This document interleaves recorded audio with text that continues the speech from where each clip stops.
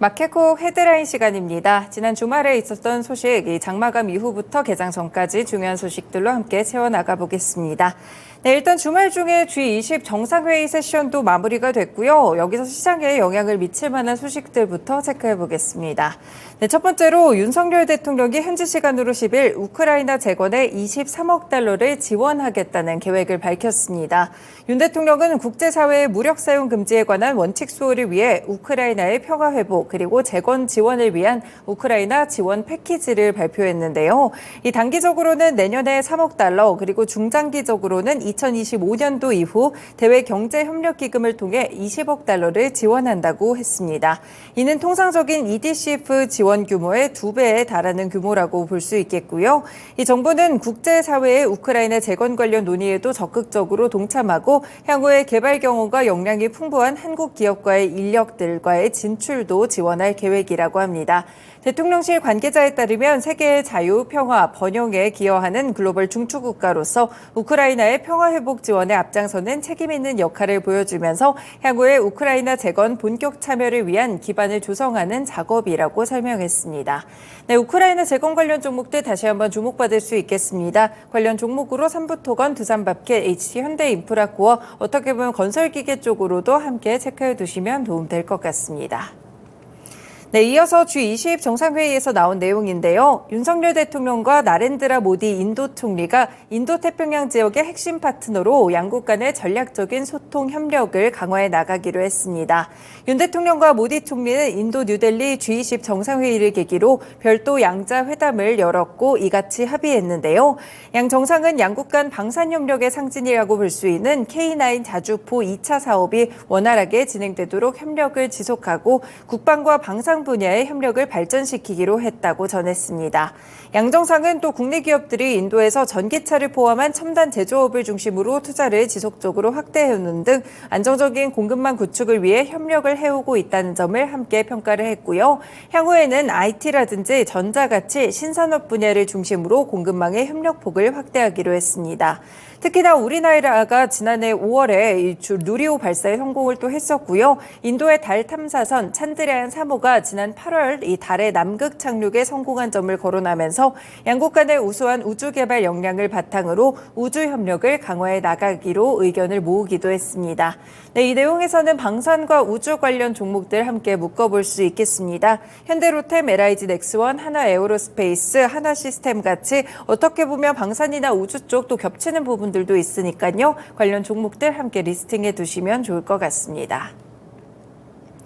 네, 다음 소식은요. 한덕수 국무총리가 오늘부터 15일까지 3박 5일 일정으로 체코와 폴란드 순방에 나선다는 소식입니다. 한 총리는 오늘 체코를 공식적으로 방문해 페트르 피알라 총리와 회담을 열고 양국 간 교류 확대 그리고 원전과 인프라 분야 전략적인 동반자 관계 심화 방안을 논의하는데요. 한 총리는 13일에는 폴란드로 이동해 마테우슈 모라비에츠키 총리와 회담을 갖고 이 양국 간 전략자 동반자 관계 심화 방안을 함께 논의하게 됩니다. 한 총리는 같은 날 안제이 두다 폴란드 대통령의 초청으로 크리니차 포럼 개막 행사에도 참석을 하는데요. 이번 포럼에서는 주요 세션 중 하나로 한 폴란드 포럼이 함께 열릴 예정입니다. 한 총리는 류진 전국 경제연합회 회장과 정의선 현대자동차 그룹 회장 등 이 경제사절단과 함께 두다 대통령에 이어서 개막 연설을 진행하게 됩니다. 일단 두다 대통령과의 양자 면담을 통해서 지난 7월에 윤석열 대통령의 한 폴란드 정상회담의 후속 조치들을 함께 점검하고 분야별 협력 강화 방안을 논의할 예정이라고 합니다. 네, 여기서는 원전과 관련된 소식들을 조금 더 체크해 보실 수 있겠고요. 한전기술, 두산에너빌리티, BHI, 오르비텍 같은 원전 관련 종목들 주목해 보시면 좋겠습니다. 네, 이렇게 국가적인 정상회담이라든지 G20 이후에 나올 만한 그런 테마 종목들 많기 때문에요. 정책 모멘텀도 체크해 두시면 좋을 것 같습니다. 다음으로는 단독 보도 체크해드립니다. 아랍에미리트 로얄 패밀리 오피스가 SY를 전격 방문합니다. IB 업계에 따르면 UAE 로얄 오피스가 지난 9일 오전에 SY의 아산 소재 공장을 둘러본다라는 보도가 8일에 나왔었는데요. SY는 아산시 인주산업단지에서 아시아 최대 규모의 샌드위치 패널과 우레탄 단열재, 모듈러 주택, 컬러 강판 같은 생산 클러스터를 운영하고 있습니다. 일단 IB 업계 관계자에 따르면 SY가 SY 측을 방문하는 것은 이번이 두 번째라고 하고요. SY 샌드위치 패널 공장의 정상 가동 여부와 캐파 등을 검토할 계획이라고 설명했습니다. 또한 단순 방문 차원이 아닌 UAE 공장 설립 등 향후 파트너십을 위한 검토 차원인 것으로 알려지고 있고요. 최근에 사우디아라비아 측과 진행한 네옴시티 프로젝트 업체 등록과 비슷한 성격인 것으로 파악된다라고 덧붙였습니다. 일단 이 보도가 지난 8일에 이 장마감 이후에 나왔는데요. 그래서 시간외에서 SY나 덕신하우징, 에이트원 같이 모듈러 주택 관련 종목들이 상당 부분 움직이기도 했습니다. 다만 9일 이후에는 추가적인 보도가 없다는 점을 확인해 보시면서 단독 보도이기 때문에 추가적으로 팩트 체크 꼭 해보셔야겠습니다. 네, 다음 소식 살펴봅니다. 지금 자동차 업계에 파업 전운이 좀 감돌고 있는데요. 좋지 않은 상황입니다. 완성차 노사의 올해 임단협 협상을 둘러싼 파업 현실화 여부가 이번 주에 분수령을 맞을 것으로 보이는데요. 사실 상반기만 하더라도 자동차 업계가 홀로 이 수출을 이끌곤 했었는데 파업 리스크가 불거지면서 동력을 잃을까 우려감도 조금씩 커지고 있습니다. 일단 자동차 업계에 따르면 현대차 노조는 임단협의 압박 차원에서 오는 13일부터 14일 각각 4시간의 부분 파업을 예고한 상태인데요. 실제로 파업을 강행하면 2018년 이후 5년 만이고요. 파업 예고일까지 남은 기간 동안 노사가 간극을 좁힐 수 있는지가 관건입니다. 현대차가 파업에 돌입하면 현대차 노조가 소속된 현대모비스 노조도 연쇄 파업을 벌일 가능성이 있기 때문에 더욱더 예의주시해서 살펴보실 필요가 있겠고요. 기아 노조 역시나 8일에 올해 임단협 협상을 관련해서 파업을 결정했습니다.